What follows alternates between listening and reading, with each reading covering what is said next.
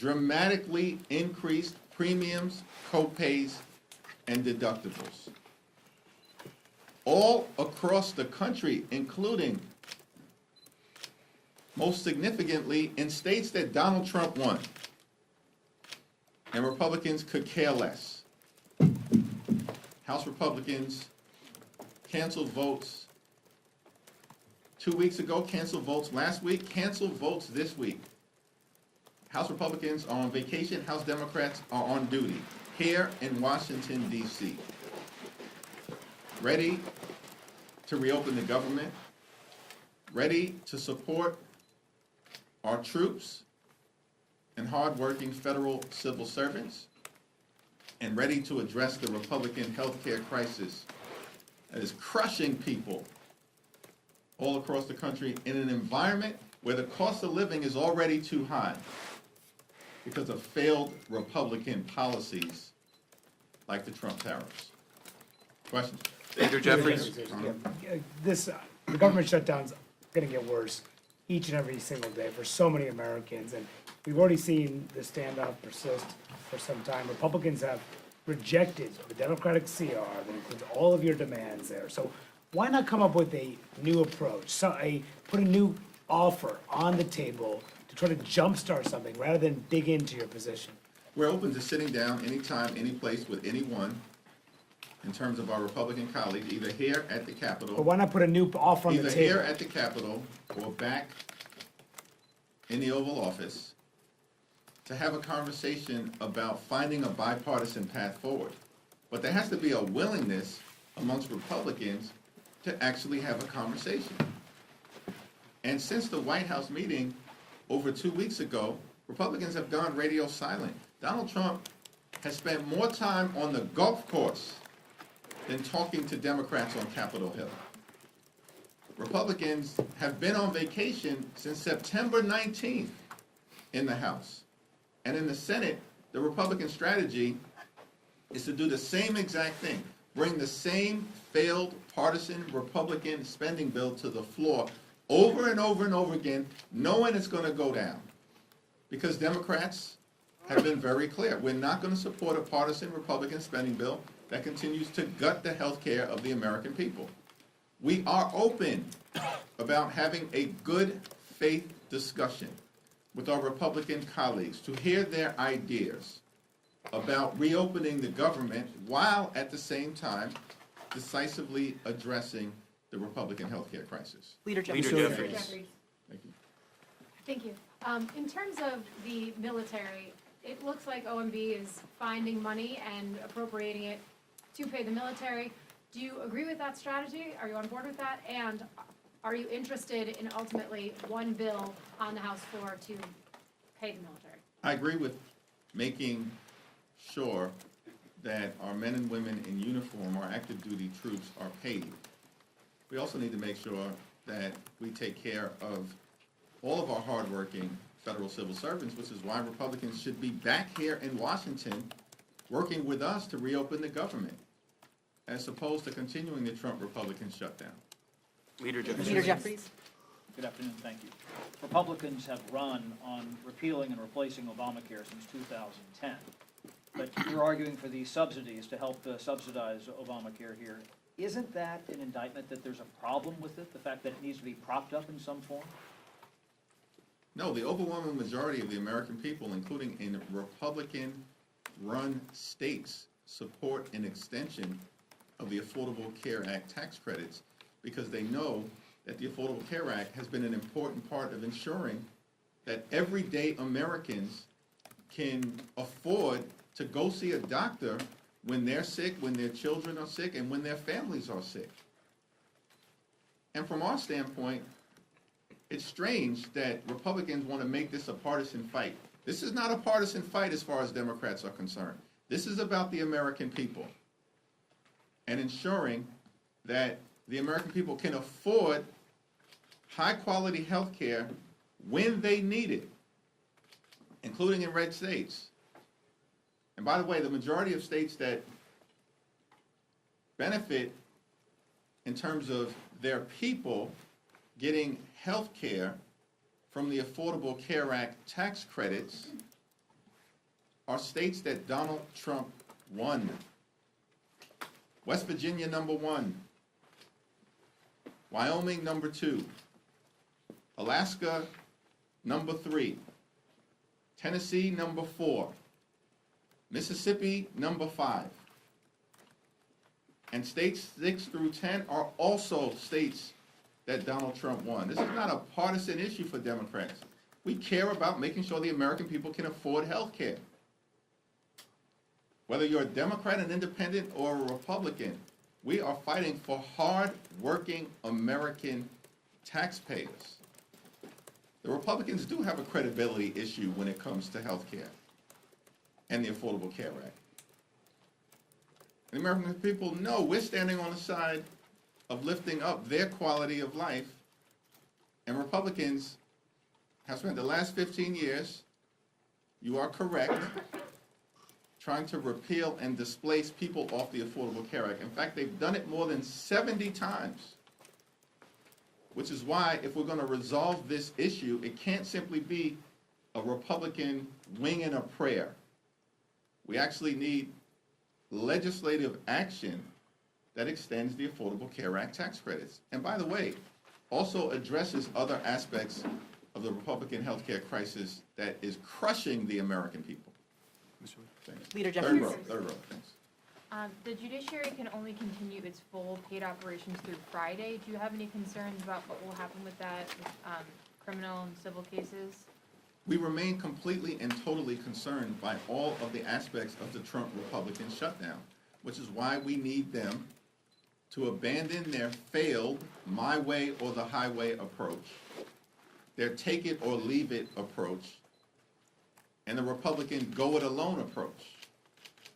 Because if Democratic votes are needed to reopen the government, which is the case, then this has to be a bipartisan discussion to find a bipartisan resolution to reopen the government and address the Republican health care crisis. We are very concerned with all of the implications of this Trump Republican shutdown and how the American people are being hurt. It doesn't seem to me that Republicans are concerned because they remain on vacation and have now canceled votes for the 3rd consecutive week. That's outrageous. Democrats from all across the country will be here in person, meeting in just a few hours and throughout the week because we want to reopen the government. And the question has to be asked, why in the world are House Republicans still on vacation, spread out across the country and the world? It's perplexing. It's shocking. I'm flummoxed by the whole situation. It makes no sense. They're reinforcing the narrative that they could care less about the quality of life of the American people. Leader Leader Jeffries. Jeffries. Mr. Leader, want to ask you about November 1st, which is when open enrollment begins, as you know, and some rates are already being set. There are some who think that's a date by which, at this point, the leverage over the shutdown may not matter as much because the ACA subsidies would be in motion in terms of the rates. How do you feel about that idea?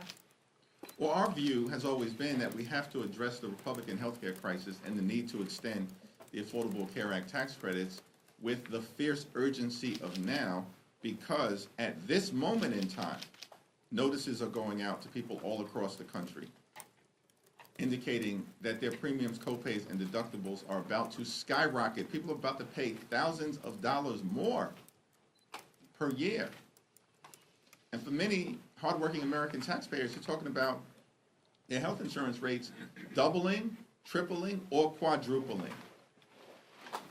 In the congressional district that Speaker Johnson represents, you're talking about thousands of people in his district who are about to experience a 379% premium increase. How is that acceptable? That's happening right now. One of the reasons why we have to act right now is because of the November 1st open enrollment period. That's just the beginning of the open enrollment period. It'll last until early to mid-December. And so Republicans can try to run away from this problem that they've created by continuing to break our health care system but they will not be able to hide. And that will become increasingly clear, as Marjorie Taylor Greene consistently has pointed out, in the weeks to come. Leader Leader Jeffries. Jeffries. You got it? Mayor Cox. Yep. Michael? You mentioned several times that you believe Republicans have a House majority due to the North Carolina gerrymander. They announced yesterday that they're going to try to draw Don Davis out of his seat. I want to get your reaction to that. And also, do you believe that Proposition 50 in California is enough to offset everything that Republicans are doing to try to redraw the map ahead of next year? And also, the Supreme Court is hearing the Louisiana redistricting case tomorrow. So I just want to get your thoughts on North Carolina, Prop 50, and the Supreme Court oral arguments tomorrow. Well, the Supreme Court case tomorrow is going to be incredibly important, and we stand behind the civil rights community in defending the opportunity for people of every race to have an opportunity to elect a candidate or member of Congress of their choice, and to push back against the efforts by some in this country on the other side of the aisle to engage in partisan, race-based gerrymandering to undermine the ability of Black, brown, or Asian communities in the country to be able to select their representative, as opposed to having extremists draw lines so that their representative can be effectively selected for them.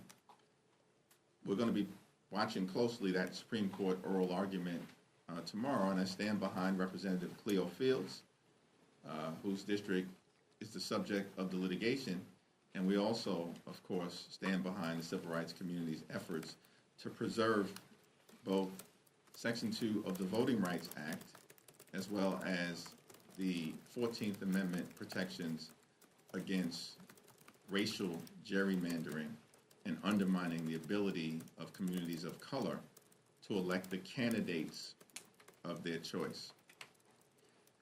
We're going to win Prop 50 in California, and I'm thankful for the tremendous leadership of the California congressional delegation, the people of California, Governor Newsom, and the coalition of folks who have come behind the effort to push back against what Republicans have maliciously done in Texas in trying to rip 5 seats away from Democrats as part of their effort to gerrymander the maps and rig the midterm elections. We are not going to let Republicans successfully rig the midterm elections. California is just the first Democratic state to respond. It will not be the last. We've got to win Prop 50. We will. And we're making the point simply as we communicate with the people of California, yes, on Prop 50 to stop Trump from stealing the election. And the Republicans know they're on the verge of losing Prop 50. That is just the beginning of the Democratic response. And we will respond forcefully across the country. Now, you are correct about North Carolina, and it's important for everybody to understand. This whole notion that we're in the midst of a Republican wave, a sea change politically, notwithstanding what happened in a bitterly disappointing election in November of 2024, but the notion of that myth that Republicans have tried to perpetrate is belied by the fact that Republicans currently have the narrowest majority of any party since the Great Depression. The narrowest majority since 1931, as I understand it. A 3-seat majority. Once Rep-elect Adelita Grijalva is sworn in, that should be happening today, by the way. But they're running scared because of their efforts to continue to hide the Epstein files from the American people. But Republicans have a 3-seat majority. They wouldn't even have their 3-seat majority. They wouldn't even be in the majority right now had North Carolina not already engaged in mid-decade partisan gerrymandering last year. Because we know North Carolina is a 50-50 state, has a Democratic governor, Democratic lieutenant governor, Democratic attorney general, Democrat just won a close state Supreme Court race, all on the same day that Donald Trump narrowly won in November of 2024.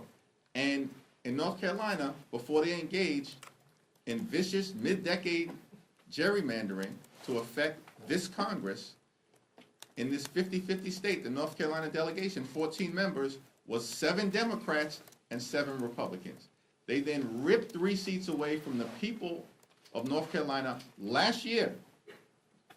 And on January 3rd of this year, changed the delegation to 10 Republicans and 4 Democrats. That's their majority right now. They didn't even legitimately win in an election where everything at the top of the ticket was breaking for them. And they had to rely on stealing 3 seats from the people of North Carolina to artificially create their majority right now. This is why you can't take these people seriously in terms of any policy high ground in the House that they may claim to have. It's non-existent.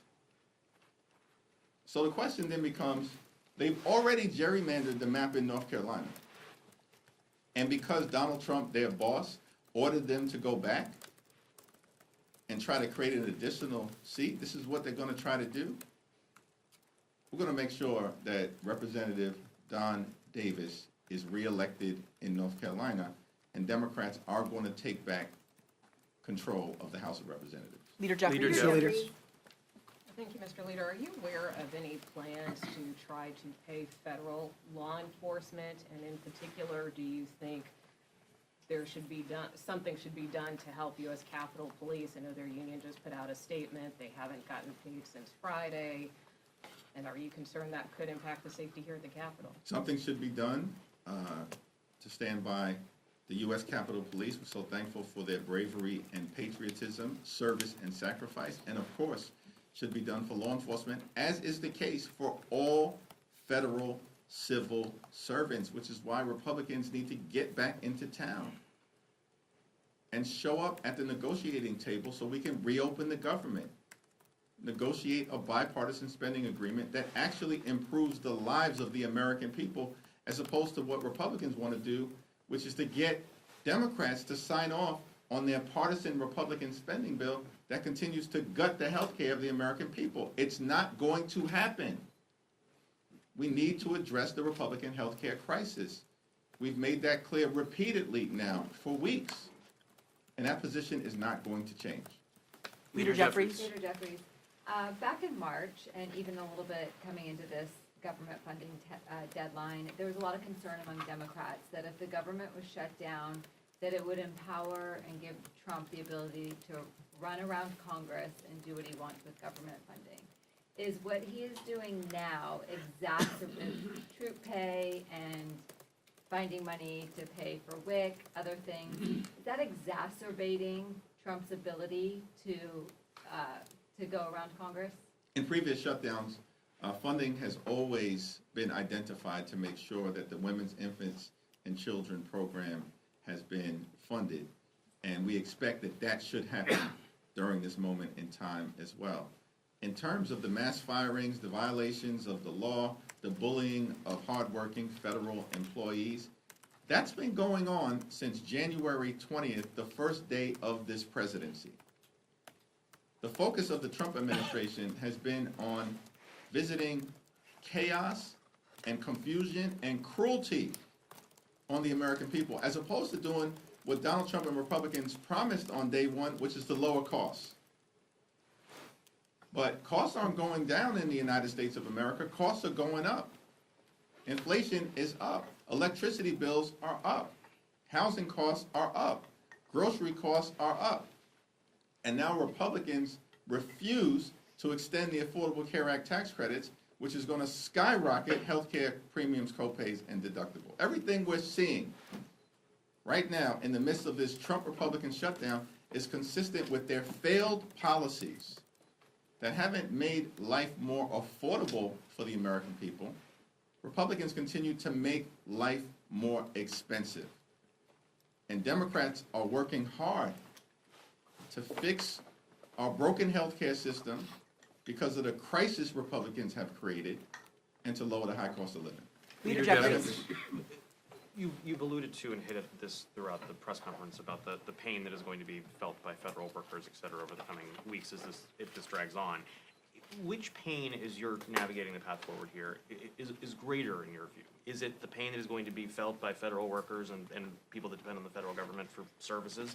Or is it the prospect of skyrocketing insurance premiums? And is there a point where the shutdown pain becomes too great that it's not tolerable anymore for Democrats to hold this position?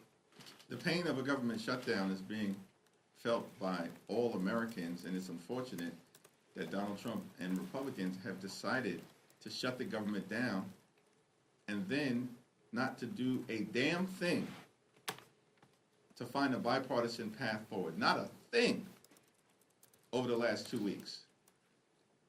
I mean, Donald Trump literally has spent more time on the golf course than talking to Democrats. He spent more time creating deepfake videos than talking to Democrats. House Republicans have chosen to cancel votes now for 3 consecutive weeks. This is their behavior. These are facts. No one disputes these things. And as Democrats, Leader Schumer and Senate Democrats who courageously continue to hold the line, partnering with House Democrats, have made clear, we will sit down with anyone, anytime, any place to reopen the government and find a bipartisan path forward. But at the same time, we have to address the healthcare crisis that is breaking hardworking American taxpayers throughout the country. And the American people know it. This is not a manufactured healthcare crisis. It's real. And it's been visited upon the American people by Donald Trump and the Republican Party. Leader Jeffries. The President and the White House have confirmed now 4,000 firings across the federal government. As Kevin noted, that's something that Democrats previously said they were concerned about. If there was a government shutdown, the President would go through with this. Is there a way that Democrats' strategy here has opened the door for the President to go about these firings? Donald Trump and his administration have been engaging in mass firings since day one of his presidency. For the Republicans, cruelty is the point. And the fact that they are celebrating, meaning the extremists, the extreme MAGA Republicans, the fact that they're celebrating firing hardworking federal employees doesn't strengthen their position with the American people. It weakens it, because the American people don't accept that kind of cruel and callous behavior, and know that any responsible group of people would actually be standing up to support our hardworking federal employees and trying to actually find a bipartisan path forward to reopening the government, which is what Republicans refuse to do. In the face of a growing healthcare crisis, open enrollment on November 1st, premiums, copays, and deductibles about to skyrocket, and the fact that Republicans have already enacted the largest cut to Medicaid in American history as part of their one big ugly bill, so they could reward their billionaire donors with permanent tax breaks. Well, at the same period of time, refuse to consider a multi-year extension of the Affordable Care Act or a permanent extension of the Affordable Care Act tax credits. Democrats are fighting for everyday Americans. Cancel the cuts, lower the costs, save health care. Leader Jeffries. Thank you. Yankees collapsed. Not cool, Chad. Are they gonna riff Aaron Boone? Party shot. Chad, not cool, man. Even I didn't.